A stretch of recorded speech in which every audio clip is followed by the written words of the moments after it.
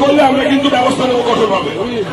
ডানকুনি এখনো পর্যন্ত সভ্যতা ভদ্রতা পরিচয় দিয়ে এসছে, সেই পদ্ধতিকে মাথায় রাখুন। এখানে বেফালতু হুজ্জুতি করবেন না। যার যা অসুবিধা আছে, কমপ্লেন আছে, মাস পিটিশন আকারে দিন, মিউনিসিপ্যালিটিকে দিন, দরকারে থানাকেও কপি দিন, কিন্তু এখানে বেফালতু হুজ্জুতি করবেন না। চলুন ফাঁকা করুন, প্লিজ ফাঁকা করে দিন। যার যার কাজে যান, যাদের প্রতিবাদ করার আছে, কোনো বিষয়ে অভিযোগ আছে, নির্দিষ্ট জায়গায় গিয়ে কমপ্লেন করুন। হুজ্জুতি করে এইভাবে হয় না। প্রতিবাদ জানাতে হলেও তার একটা পদ্ধতি আছে, সেই পদ্ধতিতে করুন।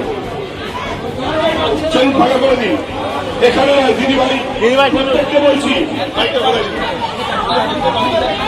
আমি প্রত্যেককে বলছি, এখানে বসে নয়, এখানে বসে নয়, কমপ্লেন জানানোর জায়গা আছে, নির্দিষ্ট ফোরামে কমপ্লেন করুন। এখানে বসে কথা বারবার বলবো না।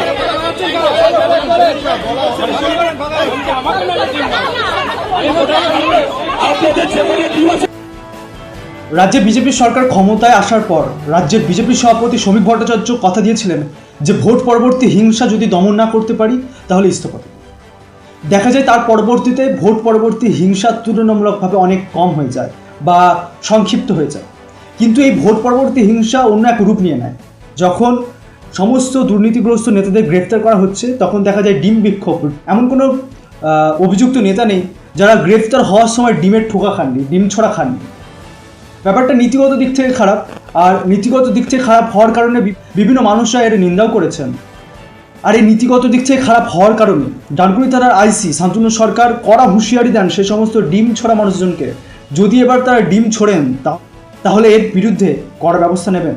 ফলে পশ্চিমবঙ্গের একাংশ মানুষ এটাকে পূর্ণ সমর্থন দিচ্ছেন।